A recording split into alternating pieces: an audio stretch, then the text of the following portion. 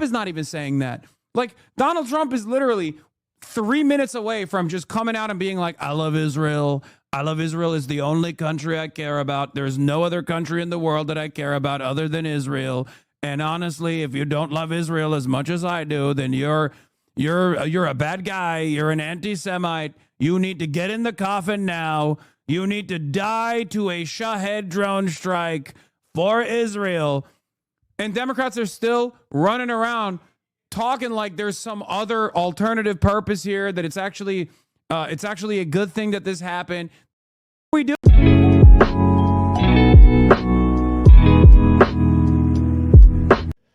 Won't be pretty.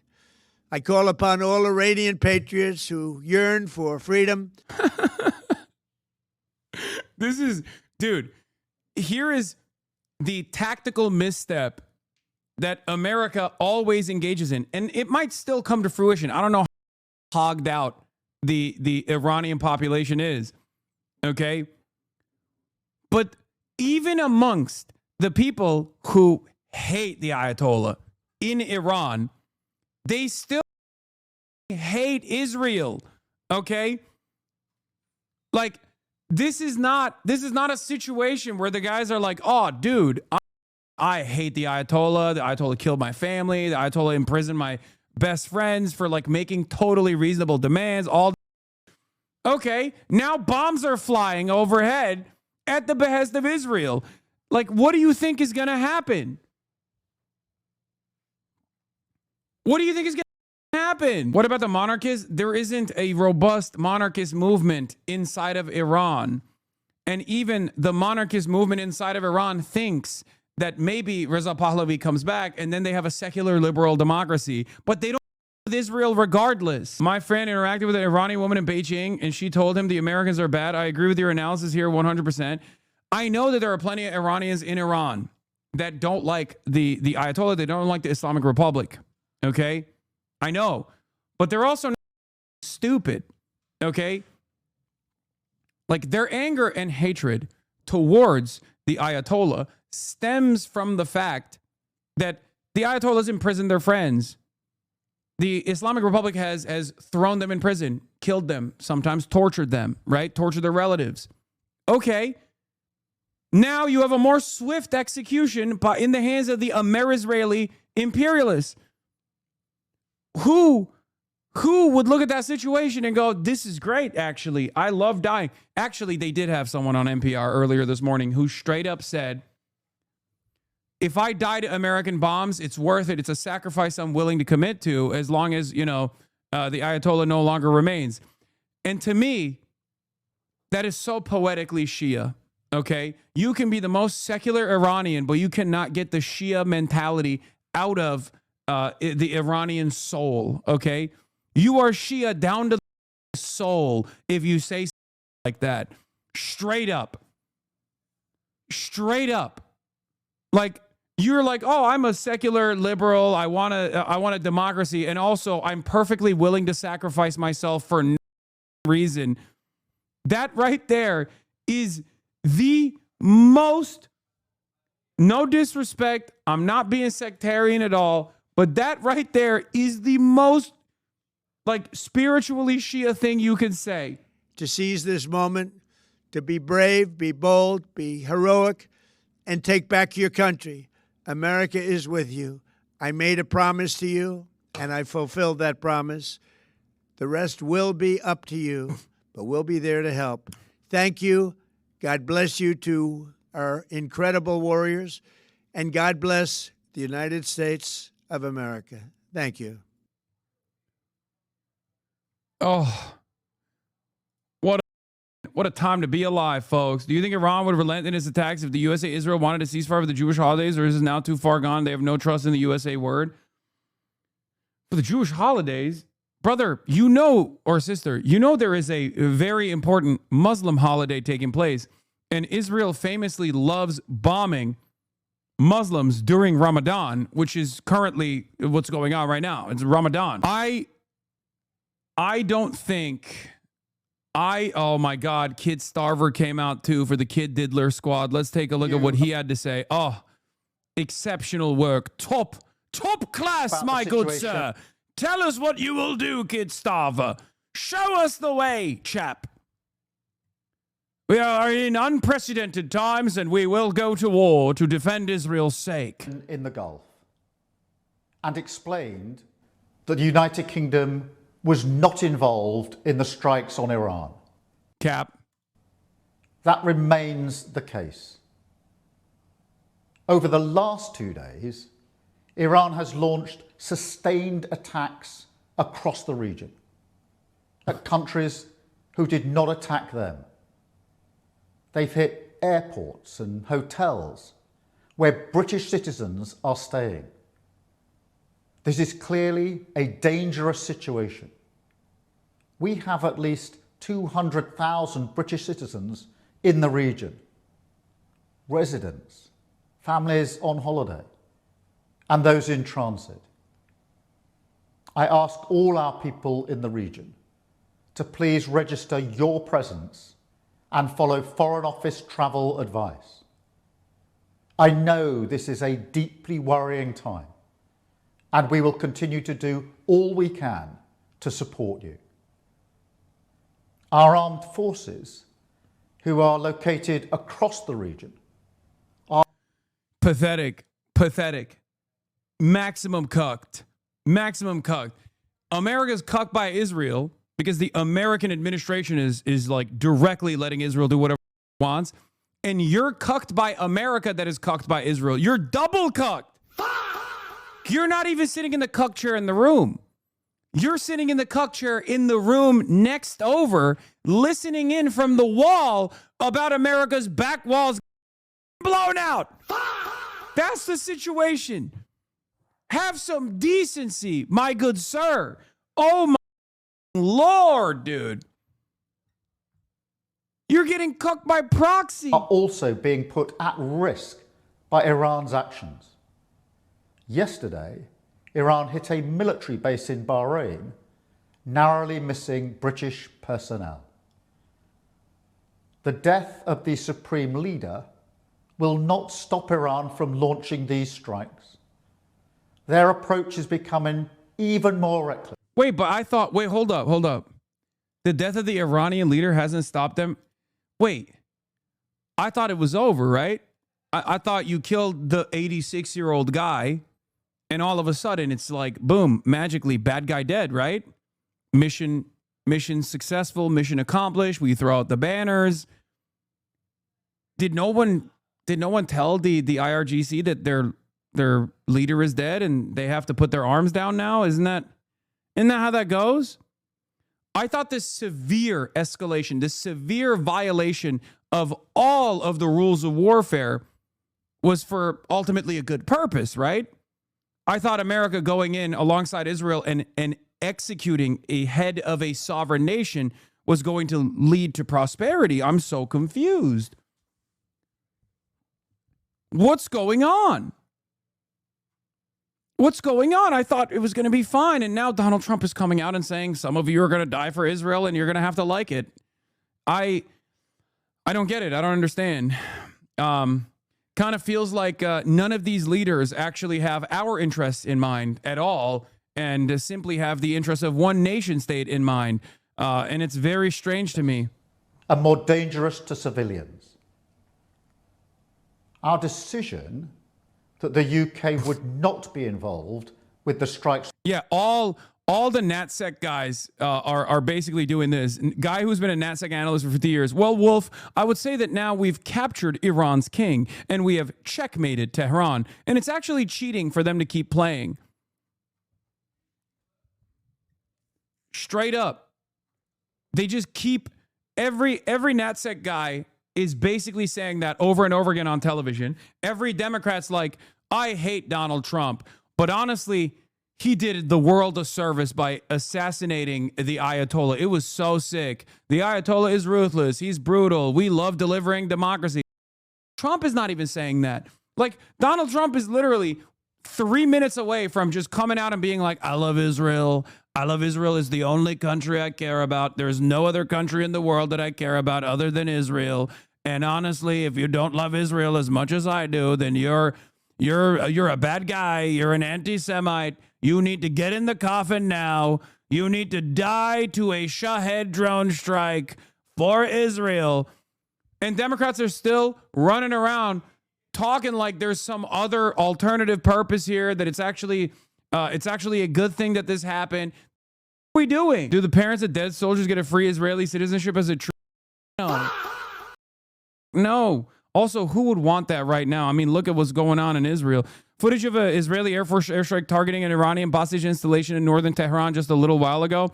Hitting hostage installations from the get-go, including the Israeli strike demolishing hostage headquarters, would seem aimed at fostering conditions for mass unrest, which is not necessarily the Venezuela-style transition some reports say Trump desires. Yeah. I don't know if this is like real footage or not, but it's very clear that they are not invested in regime change in Iran even. They want Libya. I need you to understand, they want Libya. But for Libya to take root inside of Iran, they need to mobilize on-the-ground resources. In Libya, they had Salafist brigades, okay? ISIS-style groups in Libya that were able to seize control or able to just like cause chaos on the ground. You know, murder civilians, murder members of the state, murder security forces. They don't have that in Iran right now. Part of the reason why they don't have that in Iran is because the IRGC, led by the Ayatollah, has been pretty repressive and have jailed virtually anyone that has ever even thought about taking up arms against the state. This is not to say that it was the right thing to do, mind you, but in this very moment, they don't have popular mobilization. They have a lot of distrust in the government amongst the Iranian population, but they don't have the necessary resources for popular mobilization to cause chaos on the ground. That might change. Okay, that might change. But even in order to successfully facilitate a Libya-style situation in Iran, which again has much stronger institutions and a much stronger military and a much stronger contingency plan that was designed specifically around exactly what's happening right now happening to them, okay? That it is very clear, it is very clear that their goal here is to functionally destroy all matter of the state apparatus and try to balkanize it to the best of their ability. But in the absence of popular forces, they have to send in popular forces into Iran. And that's probably going to be a mobilization of the Kurdish militias coming in from Iraq. That's what they're trying to do. In a social media post Sunday, President Trump wrote this, quote, "Hopefully the IRGC and police will peacefully merge with the Iranian patriots and work together as a unit to bring back the country to the greatness it deserves." Is hope the plan for the future of Iran? No. No, the future of Iran is going to be determined by the Iranian people. The new Iran, whatever it is, whether it's a cleric or what is this? Iran already purged the spies during the protests. I don't understand how they think they can revolt still happen, especially during Ramadan. You have 20% of the population with fervor and revenge against the West. No, it's way more than that. No, the Iranian population despises Israel and America. The idea that they're like super, there is like a genuine popular support among the Iranian population is a lie. Okay. I don't know why people can't comprehend this. Iranians despise the IRGC, also don't like the West. And I think these guys know that. I think some, at least in the administration that are working directly as servants of Israel, like Lindsey Graham, understand that reality, which is why they just want to destroy the country to the best of their ability, kill as many people as possible. Source, there have been numerous polls that have been conducted on Iranian approval and disapproval on Israel and the United States of America, not internally conducted by the Iranian government, mind you, before you make such an accusation, conducted by Western pollsters. Okay? Conducted by the West. You're wrong, Hasan. Us Iranians love Israel and the U.S. Yeah, sure, Lion's legacy. It's the LA Iranians who keep pushing it, you know who? No, even amongst the diaspora Iranian population, by literal even amongst the diaspora, the majority still don't approve of America and Israel, for the record. You just only hear, and obviously the percentages are much higher for support for U.S. and Israel in the diaspora population, but even amongst the diaspora, it's like almost 50-50, and the majority don't approve of Israel. We covered this earlier. Yeah, Iran poll, Chicago Council asked 2007 Iranians what Iran should do if the U.S. attacks, and the majority said respond militarily. 30% said go to the UN. No majority for welcoming it. 86% of Iranians view the U.S. negatively, according to Iran poll 2019. And a NIAC YouGov poll in 2025 shows 53% of Iranian Americans don't even want foreign intervention. The problem is people only hear Patrick Bet-David and that kooky lady that goes on CNN to be like, oh, I was crying thinking about the beautiful strikes. The Rabbi Shmuley for the pro-interventionist movement in the diaspora. She is literally the female version of Rabbi Shmuley, by the way, for Iran. Just an incredibly unlikable person. People do not understand that. Like, there are plenty of people in everyone in the diaspora hates the Iranian government. Plenty of people in Iran don't like the Iranian government or hate the Iranian government. But you know what they hate more than the Iranian government? America and Israel. Oh yeah, this is what I was talking about. Reading that my people being killed by Ali Khamenei, but this is the first morning in my life that I get the good news and I want to run. I want to run. I want to run. I want to run. I want to just run. I want to just run and shout and shout and shout out of joy, out of joy, out of joy, out of joy. Ali Khamenei is dead! Free Iran! Free Iran! Dictator Ali Khamenei is dead!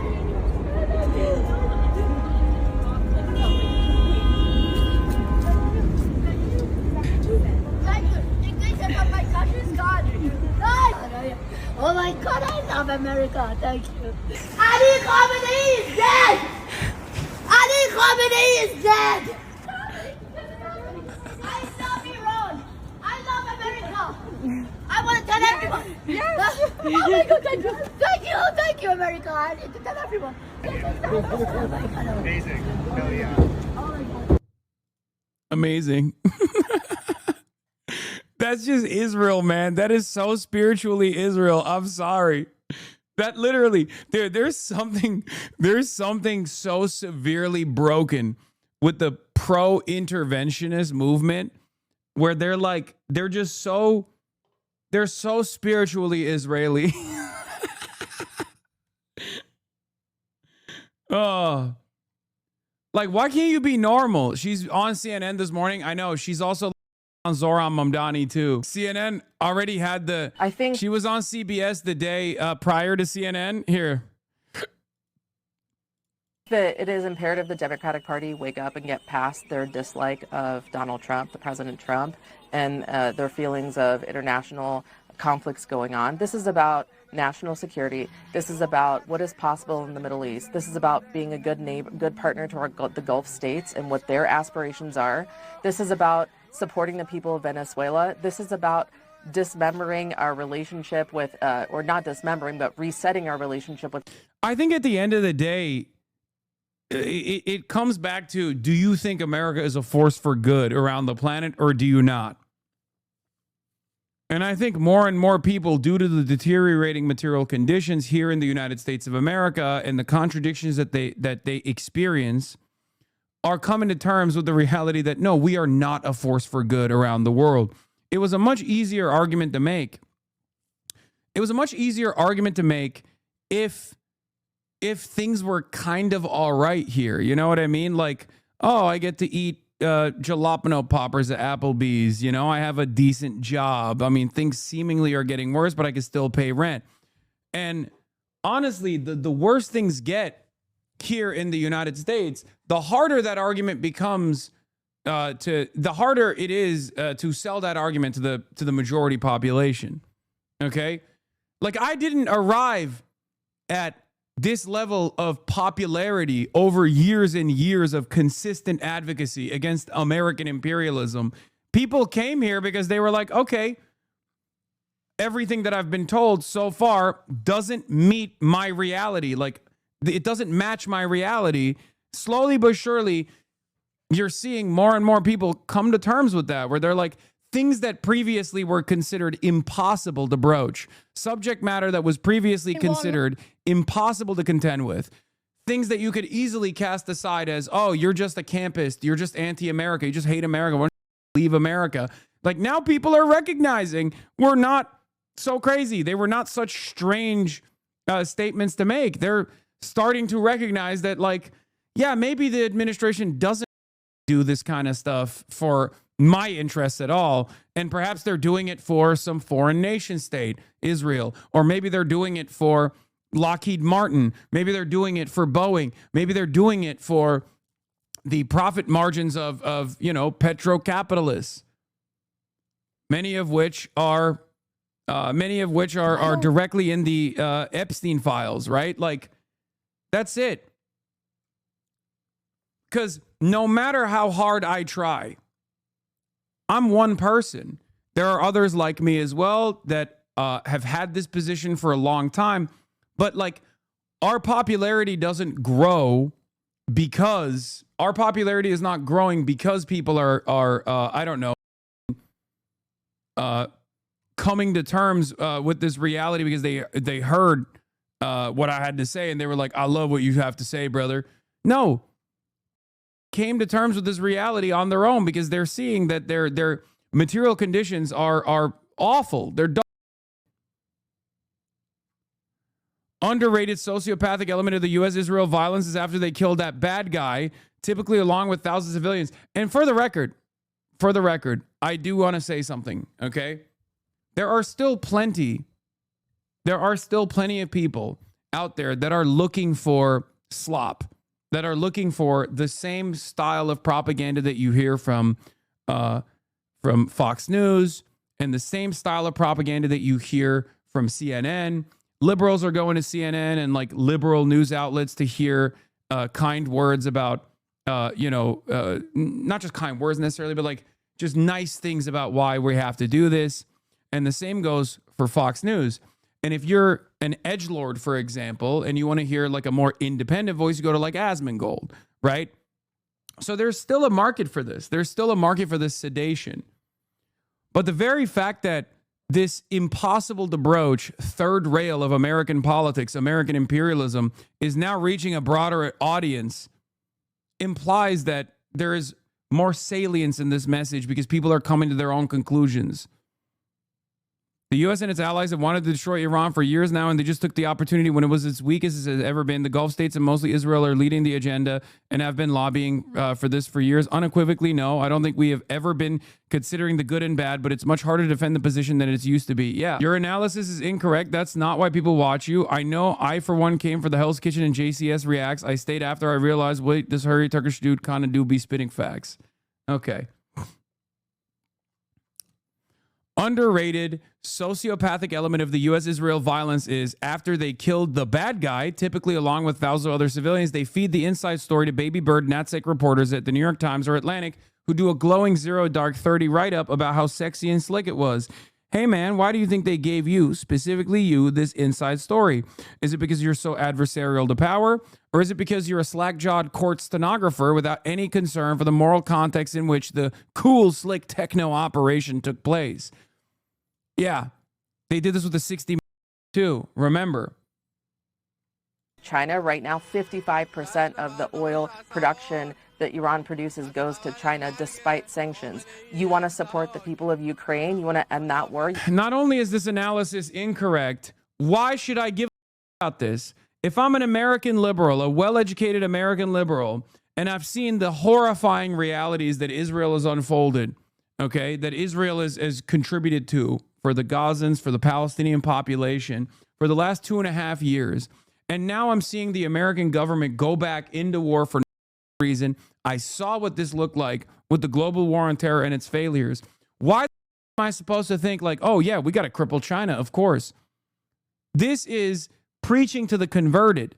You are preaching to the converted. You're preaching to people who already have this kind of ambition. Many Americans due to their deteriorating material conditions, do not have this kind of ambition. They haven't bought in to the notion that like we have to be at a constant state of war. You have to, there is no getting around dismembering this Islamic Republic. It is non-negotiable. It is not a want to have, it is a have to have. And it's not just for the Iranian people. I think you have to trust the Iranian people. We know this government better than anyone else. When you dismember and decapitate this regime, you are going to see a change in the Middle East, in Venezuela, in China, in Ukraine. And I think, quite frankly, their ideology has really, it's caused a lot of problems for us worldwide. We need to take it seriously. And I think at this point, we have a tremendous opportunity. This will be like ending the Soviet Union, the Berlin Wall. This is a transformational moment for humankind, for security. And as an American, this is in our interest to complete it. So I am a Democrat. I have been a huge Democrat. But I love Donald Trump right now. I love what Donald Trump did. Disappointed with my party. I do not see myself in them in this moment. Yeah. Iranian American Maj Mahdara. It's imperative that the Democrat Party wake up and get past their dislike of President Trump. You have to suck it up and you have to like it. Okay, here. I'll use an objectively reactionary approach to this. Why am I, a goddamn American citizen, supposed to foot the bill for your own ethnic interests? You're a goddamn immigrant in this country. Okay? Why am I supposed to foot that bill? Why? There is an argument to be made here for the most reactionary base as well, which is, why do I give a why are my tax dollars going to fight your war?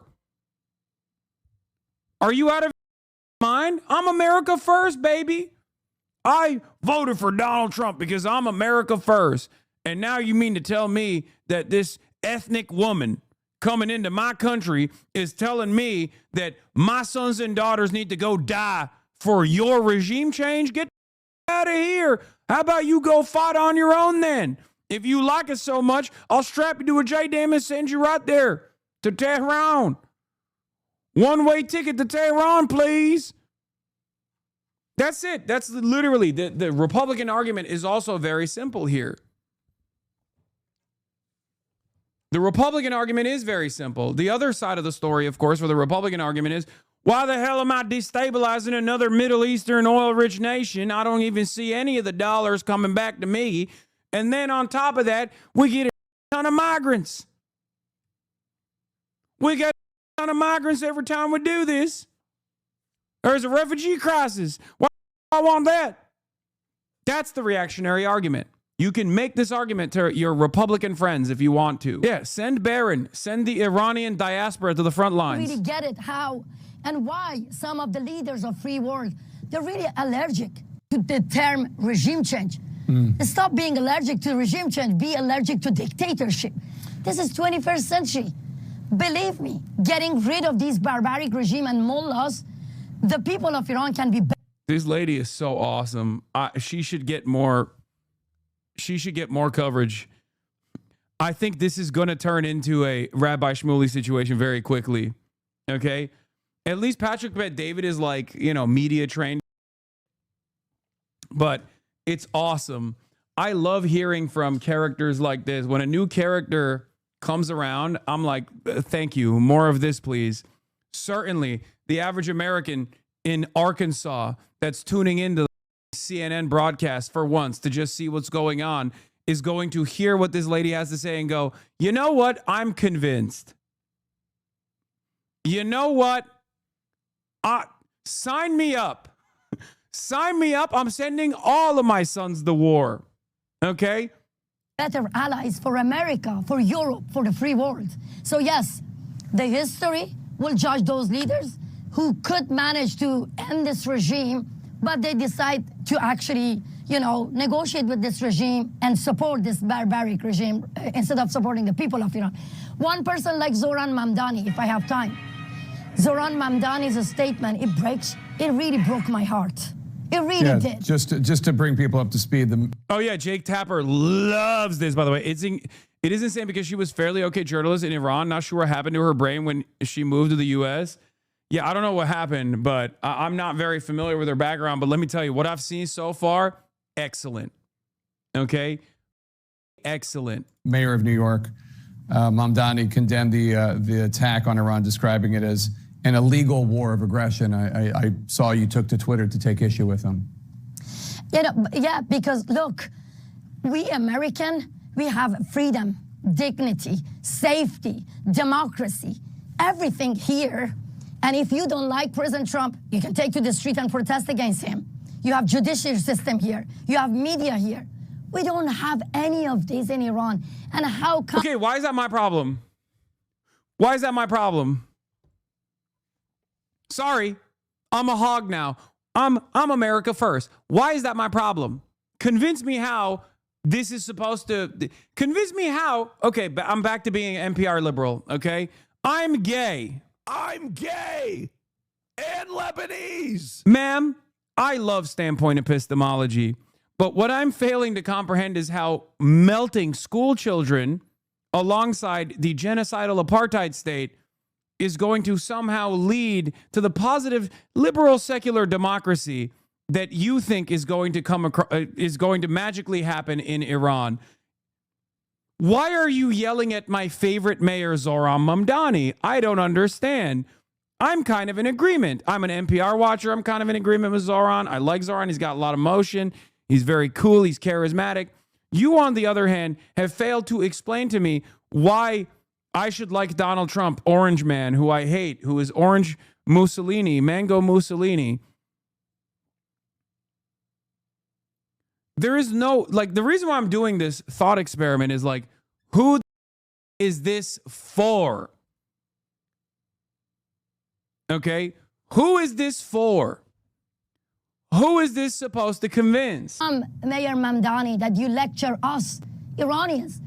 These people think we are in the 90s or early 2000s. The idea of being the world police is entirely fallen out of favor with Americans of both parties. It's not our job to make every country be like the U.S. This is for nobody, only the NASDAQ establishment. Exactly.